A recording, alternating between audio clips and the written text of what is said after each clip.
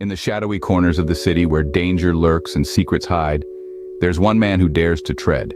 His name, Jason King. A detective like no other, armed with an intellect sharper than a razor's edge and a wit as quick as a striking cobra. But his opponents aren't your everyday criminals.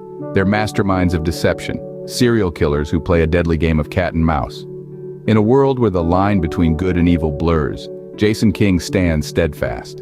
He's not just solving crimes, he's diving into the human psyche, unraveling the twisted knots of depravity. Each case, a new challenge. Each criminal, a new puzzle to solve.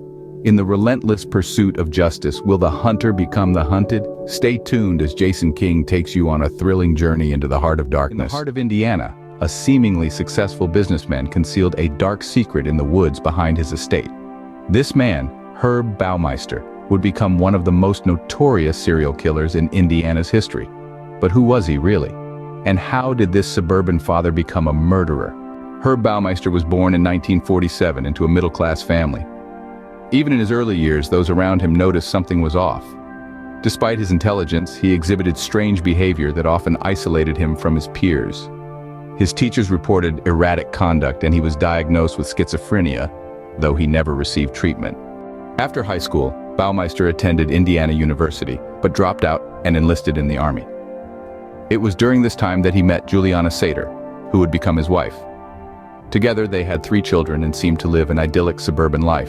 In 1988, he founded a thrift store chain, Save-A-Lot, which quickly grew successful.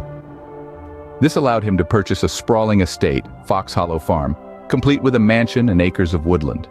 It was here that Baumeister's dark side truly emerged. Unbeknownst to his family, Baumeister began frequenting gay bars in Indianapolis. He would lure men to his estate under the guise of a casual encounter, only to strangle them and dispose of their bodies in the woods behind his home. For years, Baumeister managed to keep his double life a secret, even as the number of missing persons in the area grew. The break in the case came when a man approached the police claiming Baumeister had tried to strangle him during an encounter. The police were unable to find sufficient evidence to charge Baumeister, but the seed of suspicion had been planted. Eventually, investigators convinced Baumeister's wife to allow a search of the property while he was away on vacation. There, they discovered the remains of 11 men. Upon his return, faced with the impending investigation, Baumeister fled to Canada.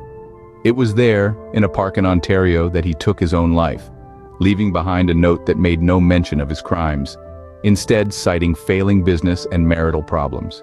Herb Baumeister, a seemingly successful businessman and suburban father, led a double life as a serial killer, taking the lives of at least 11 men. His story serves as a chilling reminder that sometimes the most horrifying monsters lurk not in the shadows, but in plain sight, living seemingly normal lives just next door. His tale is one of deception, horror, and the dark side of human nature. In the shadowy underworld of crime, where the ordinary meets the extraordinary, you've been journeying with me, Jason King. We've dissected the minds of some of the most notorious serial killers, peeling back the layers of their darkest secrets. Every shadowy corner we've turned, every chilling confession we've analyzed, has been a step deeper into the abyss. But remember, the abyss also gazes back. So brace yourself as we prepare to dive even deeper. Next time, we'll unravel a tale so twisted, it will make your spine tingle with anticipation. An enigma so intricate, it will have you questioning everything you thought you knew. Until then, keep your eyes open and your mind sharp. This is Jason King, signing off.